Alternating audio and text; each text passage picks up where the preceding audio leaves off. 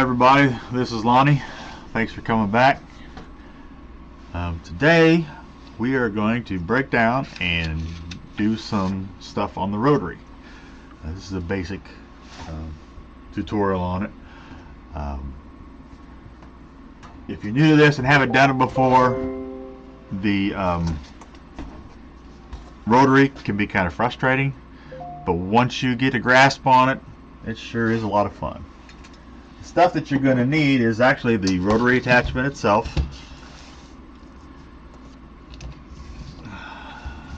the roller carrier, the chuck key, the screwdriver, Allen, whatever you want to call it, to pull the screws out, and the level. The first thing that you're going to do is make sure the machine is off. Do not put this on when the machine is on. Turn the machine off and then install the rotary. Let's move this off to the side here just a hair.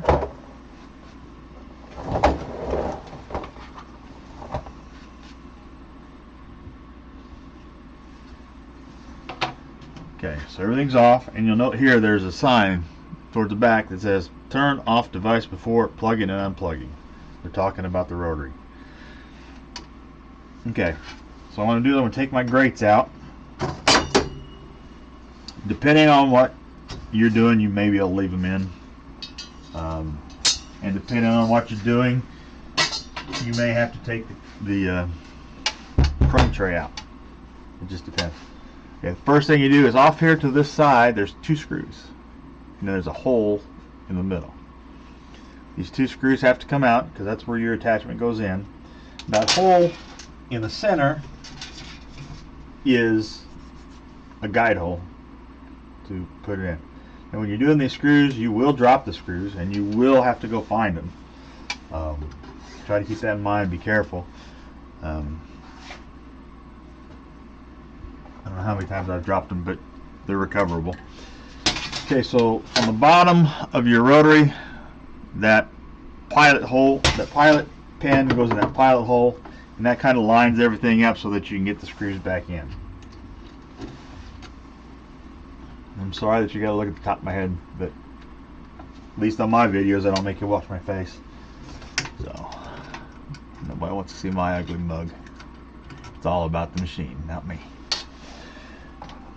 Okay, so then I'll bring this Allen screwdriver in, I'll put it on the screws, and I'll put them in. Just kind of want to snug them. You don't have to really wrench them down real hard.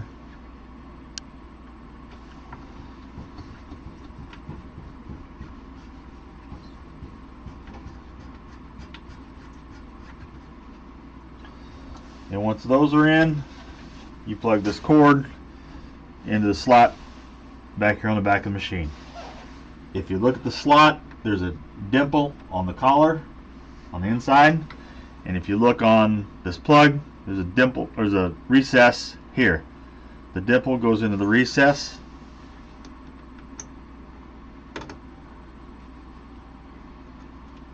Put it in, and there you go. There have been questions about why there isn't a screw in here like is on normal stuff.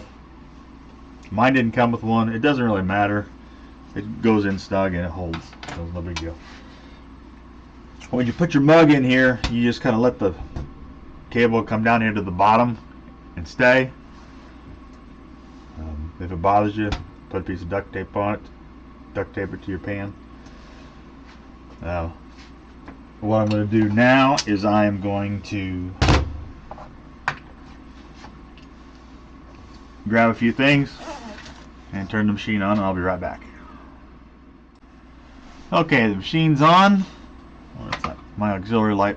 Does that make it any easier or worse? I'm going to turn my auxiliary light off. Okay, I've got a cup here, stainless mug. Stillhouse, America's Finest. I think it's a whiskey brand. This was a $1, maybe less, and Goodwill, Salvation Army. So I see them, I always pick them up.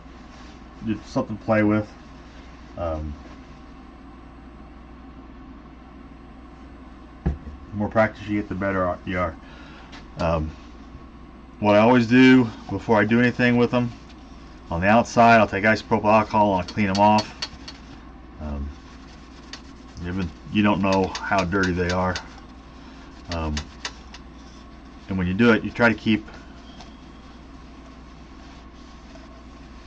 your hands oils from getting on it. Now when you go to put it on the chuck down here, you're going to touch it again, but we'll give it a quick wipe off after that. But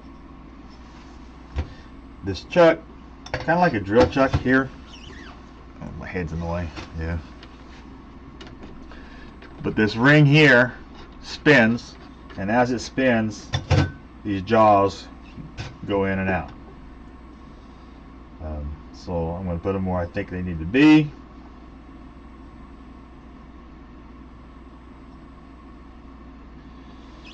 And most cups are straight across, flat, and if that is the case, then you bring your level in, you set it down on there, and the more level it is, the more consistent of a cut you're going to have. I'm just playing around with this one, so it really doesn't matter. Another thing that you can do to make sure that that's on there square is take your hand, put it on here to where you're on the lip, and then spin it. You can feel if it's canted on there sideways like that, you're going to be like, oh, well, that's wrong. Well, obviously, if it's on there like that, it's not going to work. So you want it on there as true square as you can get it.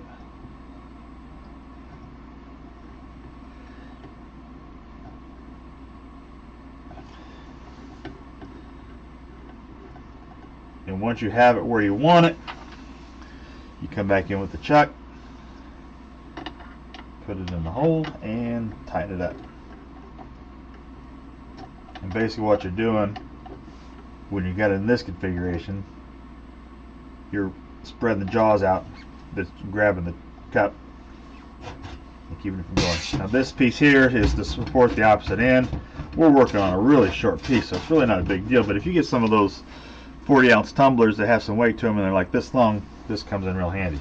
But just for the sake of demonstration, we're going to put it down here on the end. There it is, it's supporting the end of it. Spin around, not a problem. Okay, what I like to do, you're not going to want to put your image or whatever it is that you're drawing right next to the one that's on there, unless it's a specialty case. So what I do is I'll come and I'll get a piece of blue painter's tape, tear it off, and mark it like that. So now I know where that image is. I can rotate that around,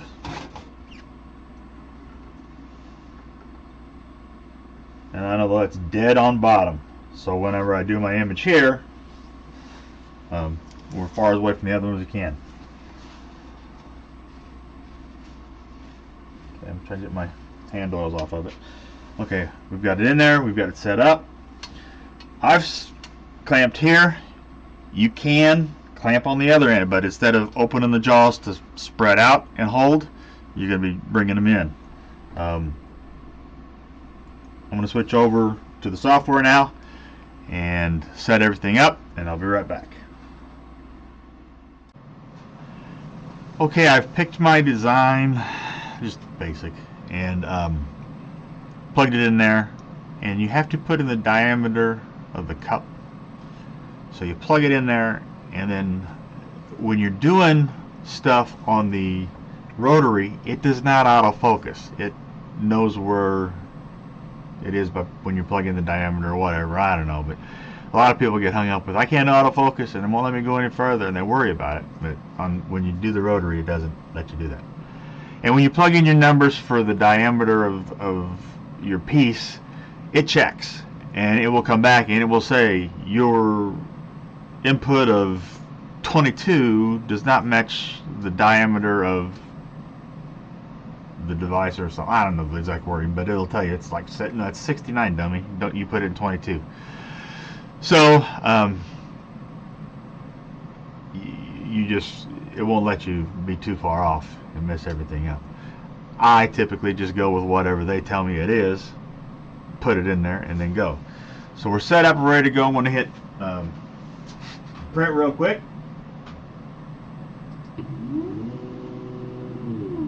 I hit start. It says measuring the diameter of the cylinder.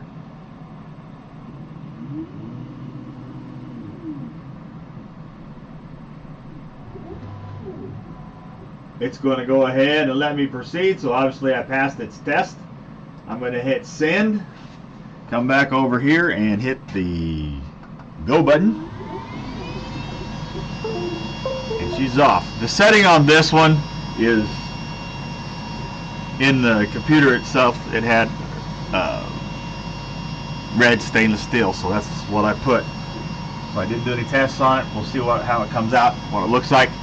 I'm going to pause right now and give it a chance to work a little bit, and then I'll be right back. Okay, it's done.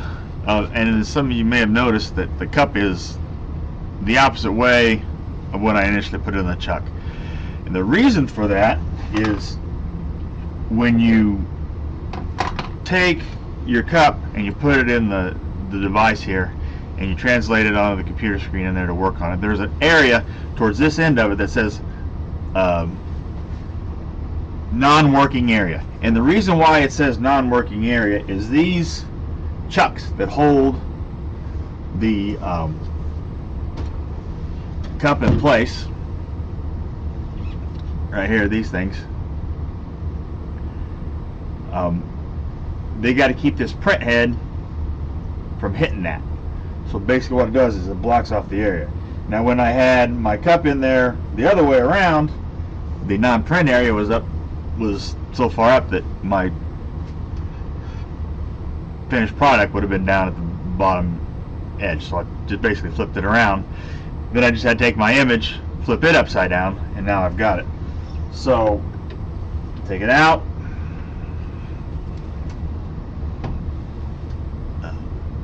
There's my image. You can see it. It's got my name and the eagle head, and it's there, and completely opposite of their image there.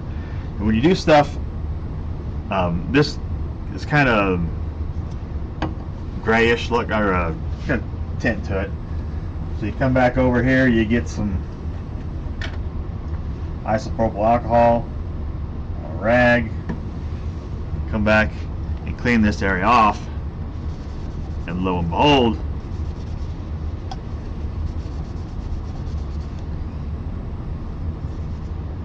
it's shiny. Where's the camera? It should focus in on it. There you go. It has quick down dirty, just to show you some of the basics. I'm going to make some more videos on other stuff. If you got any questions or anything, let me know. I'll answer whatever I can. Comment, like, share, follow. So this, along with the other videos, I hope that helps too. Thanks for watching.